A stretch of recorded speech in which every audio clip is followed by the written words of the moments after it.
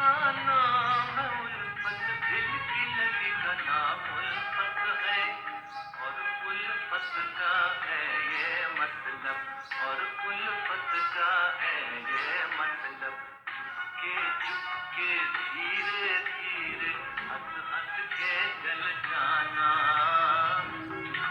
चुपके धीरे धीरे हंस हंस के जल जाना, जले न क्यों परवाना, जले न क्यों, जले न क्यों, जले न क्यों परवाना, जले न क्यों परवाना।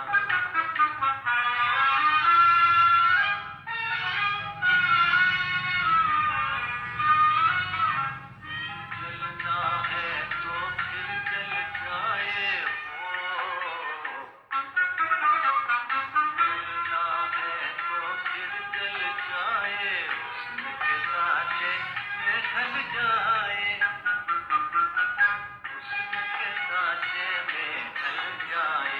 इश्क में दोनों एक है अब तो, जीना या मर जाना, इश्क में दोनों एक है अब तो, जीना या मर जाना, जले न क्यों परवाना। क्षमा दिखाकर हुस्न के जलवे, क्षमा दिखाकर हुस्न के जलवे, नाथ जब दीवाना, जले न क्यों परवाना।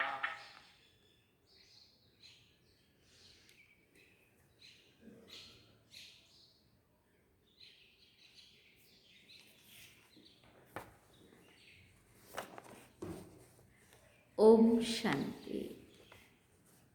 बाबा गुड मॉर्निंग। आज बाबा के 8 जनवरी 2024 के महावाक्य हैं। बाबा ने सार में कहा, मीठे बच्चे, बाप की याद में रह सदा हर्षित रहो। याद में रहने वाले बहुत रमणीक और मीठे होंगे। फिर बाबा ने कहा, खुशी में रहकर सर्विस करेंगे। बाबा ने प्रश्न पूछा, ज्ञान की मस्ती के साथ साथ कौन सी चेकिंग करना बहुत ज़रूरी है? तो बाबा ने उत्तर में कहा, ज्ञान की मस्ती तो रहती है, लेकिन चेक करो देही अभिमानी कितना बने हैं। ज्ञान तो बहुत सहज है, लेकिन योग में माया विघ्न बहुत डालती है। गृहस्थ व्यवहार में अनासक्त होकर रहना है। ऐसा ना हो माया चूही ही अंदर काटती रहे और पता भी ना पड़े। अपनी नब्ज़ आपे ही देखते रहो कि बाबा के साथ हमारा हड्डी प्यार है। कितना समय हम याद में रहते। फिर बाबा ने गीत सुना। हम सब ने गीत सुना, जले न क्यों परवाना। ओम शांति। मीठे मीठे बच्चों ने गीत की लाइन सुनी, जबकि बाप इतना जलवा दिखाते हैं, तुम इतने हसीन बन जाते हो, तो क्यों ना ऐसे बाप का बन जाना चाहिए। जो बाप श्याम से सुंदर बनाते हैं, बच्चे समझते हैं हम सांवरे से गोरे बनते हैं। एक की बात नहीं है, वो लोग श्री कृष्ण को श्याम सुंदर कह देते हैं। चित्र भी ऐसा बनाते, कोई सुंदर तो कोई श्याम।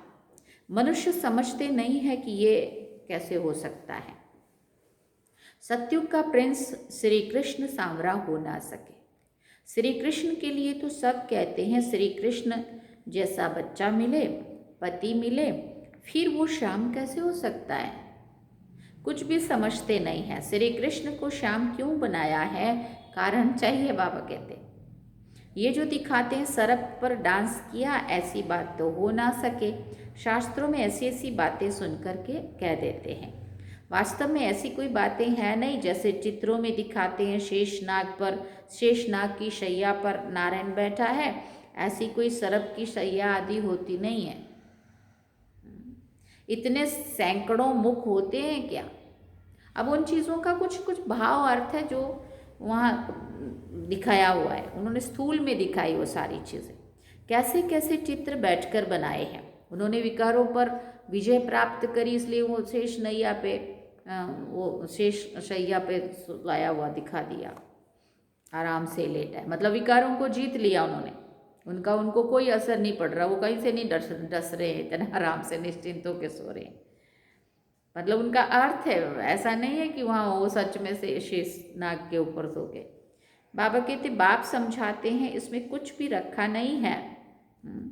अब ये जो शेषनाग के ऊपर उस पे सांप पे डांस किया, तो सांप पे डांस किया माना भी विकारों पर विजय प्राप्त करने की बात थी वो। ये सब भक्ति मार्ग, वैसे थोड़ी कोई इसके ऊपर डांस करता होगा, है ना, तो ये समझने की बात है। ये सब भक्ति मार्ग के चित्र है, परंतु ये भी ड्रामा में नूंद है। शुरू से लेकर इस समय तक जो नाटक शूट हुआ है उसको फिर से रिपीट करना है। ये सिर्फ समझाया जाता है कि भक्ति में क्या क्या करते हैं, कितना खर्चा करते हैं, कैसे कैसे चित्र आदि बनाते हैं।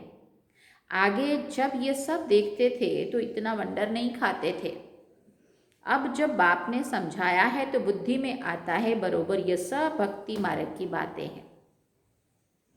भक्ति में जो कुछ होता है वो फिर भी होगा जरूर, सिवाय तुम्हारे और कोई ये समझ ना सके। ये तो जानते हैं ड्रामा में जो पहले नूंद है वही होता रहता है। अनेक धर्मों का विनाश, एक धर्म की स्थापना होती है। इसमें बड़ा कल्याण है। अभी तुम ये प्रार्थना आदि कुछ नहीं करते हो, वो सब करते हैं भगवान से फल मांगने के लिए, फल लेने के लिए। फल है जीवन मुक्ति, तो ये सब समझाया जाता है। यहाँ है प्रजा का प्रजा पर राज्य। गीता में है भारतवासी कौरव पांडव क्या क्या करत भय। बरोबर यादवों ने मुसल निकाले, अपने कुल का विनाश किया। ये सब आपस में दुश्मन है। तुम न्यूज़ आदि नहीं सुनते हो, जो सुनते हैं वो अच्छी तरह से समझ सकते हैं। दिन प्रतिदिन अंदर खिटपिट बहुत है तो सब क्रिश्चियन, परंतु अंदर अंदर खिटपिट बहुत है। घर बैठे एक दो को उड़ा देंगे। देखो अभी कितना कैसा चल रहा है, यूक्रेन का, रशिया का, उधर वो कौन सा था दूसरा भी, और एक।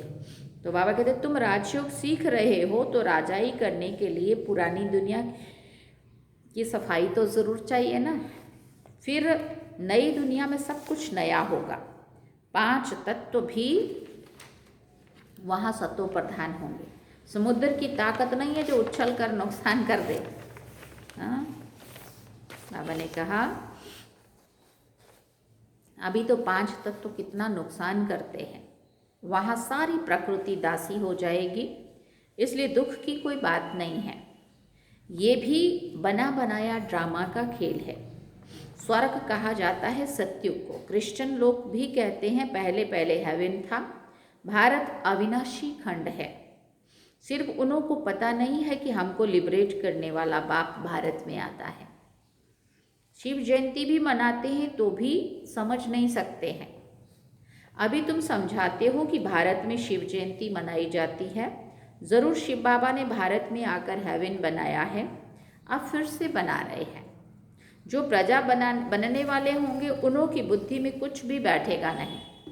जो राजधानी वाले होंगे वो समझेंगे बरोबर हम शिव बाबा के बच्चे हैं। प्रजापिता ब्रह्मा भी है। लिबरेटर ज्ञान का सागर खुद बाबा है। ब्रह्मा को नहीं कहेंगे, ब्रह्मा भी उनसे लिबरेट होता है। लिबरेट सबको एक बाप ही करते हैं, क्योंकि सब तमो प्रधान है। ऐसे अंदर में विचार सागर मंथन चलना चाहिए। बाबा कहते हैं हम ऐसी मुरली चलाएं जो मनुष्य झट समझ जाए। बच्चे नंबरवार तो है ही है। ये है नॉलेज, इनकी रोज स्टडी करनी चाहिए। डर के मारे पढ़ाई ना पढ़ना ये तो ठीक नहीं है ना।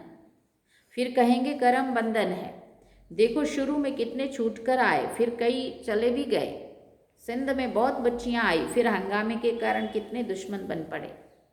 कैसा कैसा हुआ शुरू का सुना है ना हिस्ट्री में सबने।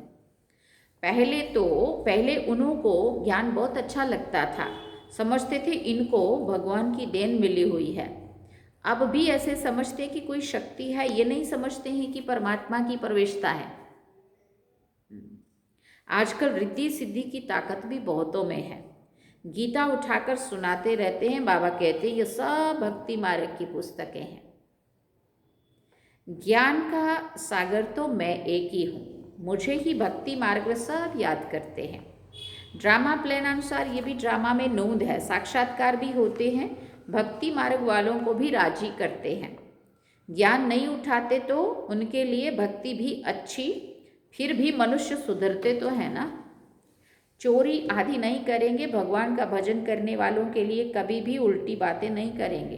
बोलेंगे तो बड़ा भक्त है, ये कुछ ऐसा वैसा नहीं हो सकता, फिर भी भक्त है ना। आजकल तो भक्त भले भक्त हैं फिर भी बहुत देवाला मार देते हैं, क्या क्या करते हैं ऐसे नहीं कि शिव बाबा का बच्चा बना तो देवाला नहीं मारेंगे, पास्ट का कर्म है तो देवाला भी मारते हैं, ज्ञान में आने से भी देवाला मारते हैं, इसमें ज्ञान का कोई ताल्लुक नहीं है।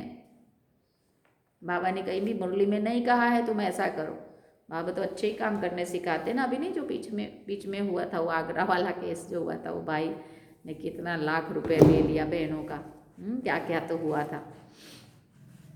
तो बाबा कहते तुम बच्चे अब सर्विस पर लगे हुए हो, समझते हो श्रीमत पर सर्विस में लगने से फल पाएंगे।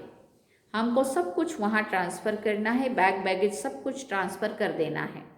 बाबा को शुरू में बहुत मज़ा आया था, वहाँ से जब निकला तो गीत बनाया, अलफ को मिला अल्लाह, बे को मिली बादशाही, आई तार पता नहीं क्या तो हुआ रेल का राही। श्री कृष्ण का चतुर्भुज विष्णु का साक्षात्कार हुआ, समझा द्वारिका का बादशाह बनूंगा, ऐसा नशा चढ़ता था। अब ये विनाशी पैसा क्या करेंगे, हाँ वो असली हीरे वो नकली पत्थर नजर आने लगे देखो बाबा को। तो तुम बच्चों को भी खुशी होनी चाहिए, हमको बाबा स्वर्ग की बादशाही देते हैं, तुम बच्चे इतना पुरुषार्थ ही नहीं करते हैं, चलते चलते गिर पड़ते हैं। अच्छे अच्छे बच्चे बाबा को निमंत्रण देने वाले भी कभी बाबा को याद नहीं करते। बाबा के पास पत्र तो आना चाहिए ना कि बाबा हम बहुत खुश हैं, तब बाबा समझेंगे। आपकी याद में मस्त रहते, बहुत हैं जो कभी याद भी नहीं करते हैं। याद की यात्रा से ही जोर से खुशी चढ़ेगी। ज्ञान में भले कितना भी मस्त रहते, परंतु देह अभिमान कितना है। देही अभिमानीपना कहाँ है। ज्ञान तो बड़ा इजी है, योग में ही माया विघ्न डालती है। गृहस्थ व्यवहार में भी अनासक्त होकर रहना है, ऐसा ना हो जो माया अंगुरी लगा दे। माया काटती ऐसे है जैसे चूहा ऐसे काटता है जो भले खून निकल आए पर पता ना पड़े। बच्चों को पता नहीं पड़ता कि देह अभिमान आने से कितना नुकसान होता है। ऊंच पद पा नहीं सकेंगे। बाप से पूरा वर्षा लेना चाहिए। मम्मा बाबा मुआफिक हम भी तख्त नशीन बने। बाप है दिल लेने वाला। दिलवाड़ा मंदिर में भी पूरा यादगार है। अंदर हाथियों पर महारथी बैठे हैं। तुम्हारे में भी महारथी घोड़े सवार प्यादे हैं। हर एक नंबरवार पुरुषार्थ है ना सभी का। हर एक को अपनी अपनी नवज देखनी है। बाबा क्यों देखे, तुम अपने को देखो। हम बाबा को याद करते हैं और बाबा मिसल सर्विस करते हैं। ये चेक अपने आप को खुद चेक करना है। हमारा बाबा के साथ योग है। रात को जागकर बाबा को याद करते हैं। हम बहुतों की सर्विस करते हैं, ऐसा अपने आप को चेक करना है। चार्ट रखना चाहिए। फिर बाबा ने कहा बाबा को जिगरी कितना याद करते हैं। कोई समझते हैं हम निरंतर याद करते हैं, वो अपनी चेकिंग ही नहीं करनी आती है। बाबा के तो याद ऐसी है जो पारे की तरह खिसकती है। एक सेकंड में कभी सेवा का संकल्प आ गया, कभी कोई बात और आ गई, कहाँ कहाँ भी बुद्धि चली जाती है। और हम कह रहे हैं कि हम तो निरंतर याद में ही रहते हैं। बाबा कहते सूक्ष्म चेकिंग नहीं कर पाते। बाबा ने कहा ये हो ही नहीं सकता। कई समझते हम बाबा के बच्चे बन गए बस, परंतु अपने को आत्मा समझ बाप को याद करना है। बाबा की याद बिगर कुछ काम किया गोया बाबा को याद नहीं करते। बाबा की याद में सदैव हर्षित रहना चाहिए। याद में रहने वाला सदैव रमणीक रहेगा, हर्षित मुख रहेगा। किसी को बहुत खुशी से और रमणीकता से समझाएंगे। बहुत थोड़े हैं जिनको सर्विस का शौक है। फिर बाबा ने कहा चित्रों पर समझाना बहुत सहज है। यह है ऊंचे से ऊंचा भगवान, फिर उनकी रचना हम सब आत्माएं भाई भाई हैं। ब्रदरहुड है, उन्होंने फादरहुड कह दिया है। पहले शिव बाबा के चित्र पर समझाना है कि यह है सभी आत्माओं का बाप परमपिता परमात्मा निराकार। हम आत्मा भी निराकार हैं, भृकुटी के बीच में रहती हैं। शिव बाबा भी स्टार है, परंतु स्टार की पूजा कैसे हो, इसलिए फिर बड़ा शिवलिंग बनाते हैं। क्योंकि अगर बिंदु रख दिया जाए तो लोग पूजा पाठ कितनी सामग्री होती है, कहाँ चढ़ाएंगे, कैसे करेंगे, है ना। इसलिए बाबा कहते, इसलिए बड़ा बनाते। बाकी आत्मा कभी 84 लाख जन्म नहीं लेती है। बाप समझाते हैं आत्मा पहले अशरीरी आती है, फिर शरीर धारण कर पार्ट बजाती है। सतो प्रधान आत्मा पुनर्जन्म लेते लेते आयरन एज में आ जाती है। बाद में आने वाले तो 84 जन्म नहीं लेंगे, क्योंकि जो शुरू से आएंगे 84 जन्म तो टोटल है ना, तो जो जितना देरी से आएंगे उतने कम जन्म होंगे ना। फिर सभी तो 84 जन्म ले नहीं सकते। आत्मा ही एक शरीर छोड़ दूसरा लेती है, नाम रूप देश काल सब बदल जाता है। ऐसे भाषण करना चाहिए। कहते हैं सेल्फ रियलाइजेशन, परंतु कराए कौन? आत्मा सो परमात्मा कहना ये कोई सेल्फ रियलाइजेशन हुआ क्या? आत्मा ही परमात्मा है तो ये सेल्फ रियलाइज क्या हुआ? ये नई नॉलेज है। बाप जो ज्ञान का सागर है, पतित पावन है, सर्व के सदगति दाता है, वो बैठ समझाते हैं। ये बात किसने समझाई? जो सर्व के सदगति दाता है, पतित पावन है, ज्ञान का सागर है। हाँ, ये बाबा की महिमा हुई ना पूरी। ये वो समझा रहे, कोई साधारण मनुष्य आत्मा थोड़ी कह रही है ये बात।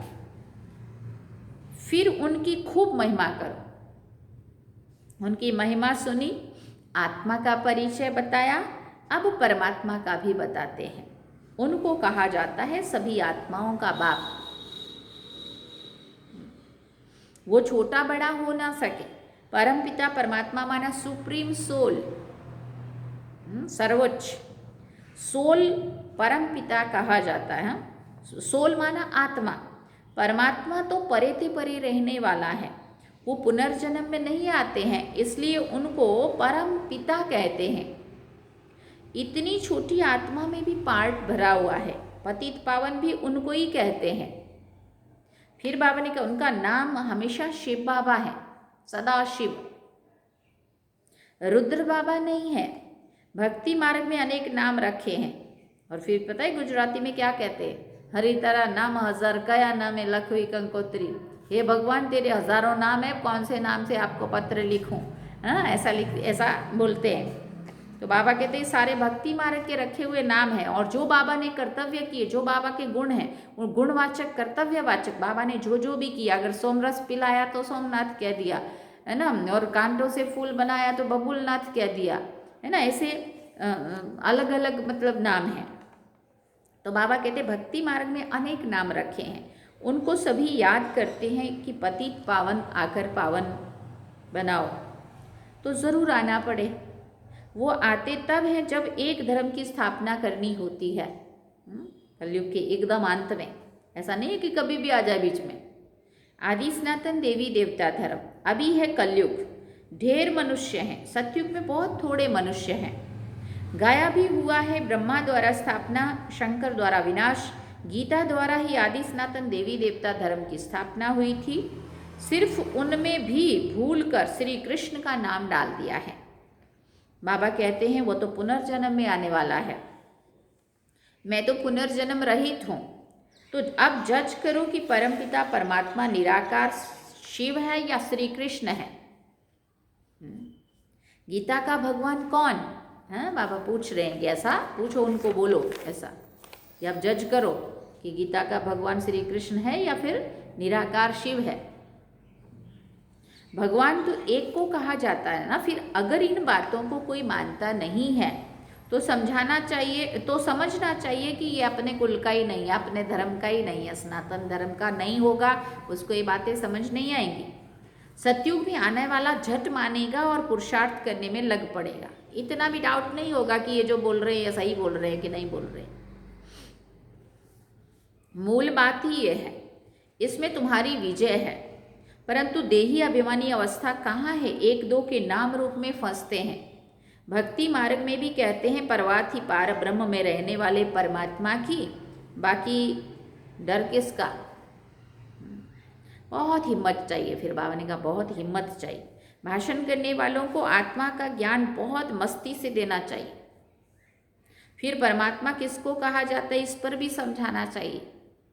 बाप की महिमा है प्रेम का सागर, ज्ञान का सागर, डैश डैश, कितने गुणों का सागर। वैसे बच्चों की भी महिमा है। किसी को गुस्सा करना मना, लौ हाथ में उठाना।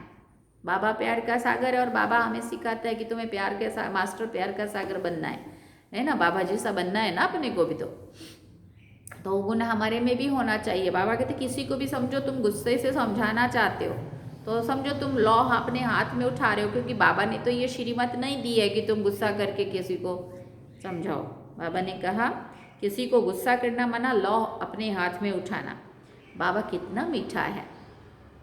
बच्चे कोई काम से मना करते हैं, नटाते हैं, मना करते हैं सिंधी शब्द है, नटाते हैं तो नटवर नहीं बनेंगे। अगर ना बोलते हैं तो नटवर नहीं बनेंगे, बहुत मीठा बनना है। लास्ट में फिर भी यही कहा बहुत मीठा बनना है। कल भी कहा संपूर्ण मीठा बनना है। कितने दिन से मुरली चल रही है।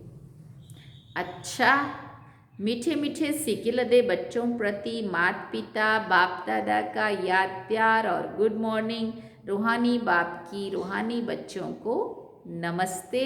हम रूहानी बच्चों की रूहानी माता पिता बाप दादा को दिलवा चांद सिकवा प्रेम से याद प्यार, गुड मॉर्निंग, नमस्ते, थैंक यू बाबा, शुक्रिया बाबा।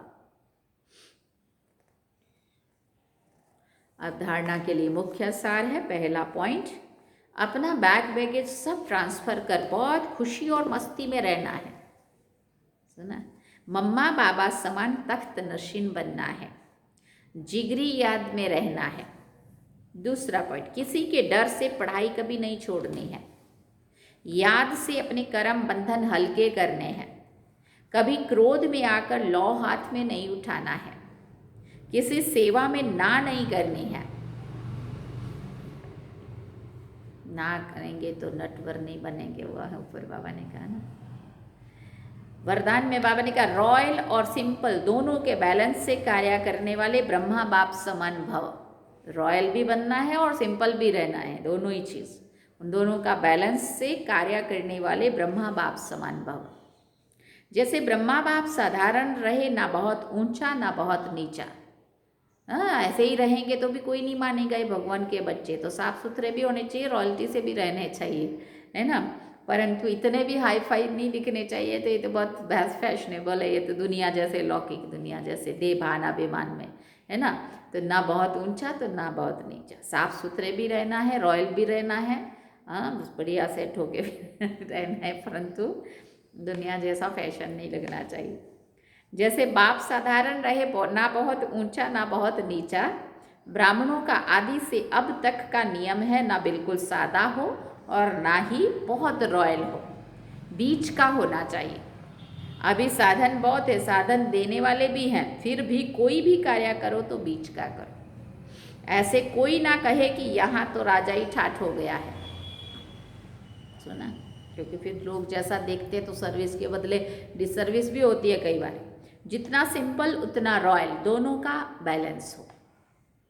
स्लोगन में बाबा ने कहा दूसरों को देखने की बजाय स्वयं को देखो और याद रखो जो कर्म हम करेंगे हमें देख और करेंगे। दूसरों को देखने की बजाय स्वयं को देखो और याद रखो जो कर्म हम करेंगे हमें देख और करेंगे। अच्छा, ओम शांति। अव्यक्ति साइलेंस द्वारा डबल लाइट फरिश्ता स्थिति का अनुभव करो। बाबा ने कहा अभी आपकी सारी कारोबार श्रेष्ठ संकल्प द्वारा इशारों से चलनी चाहिए। ऐसे लाइट रूप में रहो जो व्यर्थ संकल्प व्यर्थ समय समाप्त हो जाए। वही संकल्प उठे जो होना है, और जिसको करना है उनकी बुद्धि में भी वही संकल्प उठे कि यही करना है। तब यह साकार वतन सूक्ष्म वतन बन जाएगा। सार में बाबा ने कहा मीठे बच्चे, बाप की याद में रह सदा हर्षित रहो। याद में रहने वाले बहुत रमणीक और मीठे होंगे। खुशी में रहकर सर्विस करेंगे, दिल से करेंगे, प्यार से करेंगे, खुशी से करेंगे, बोझ कभी नहीं समझेंगे। तो बाबा ने कहा खुश भी रहेंगे और मीठे भी रहेंगे और बहुत रमणीक होंगे, जितना जितना याद में रहेंगे। इसलिए याद में रहना देखो कितना ज़रूरी है। और गीत सुना जले ना क्यों परवाना। तो ये थे आज के बाबा के महावाक्य जो हम सभी ने सुने। अभी हम चलते हैं बाबा की याद में। ओम शांति।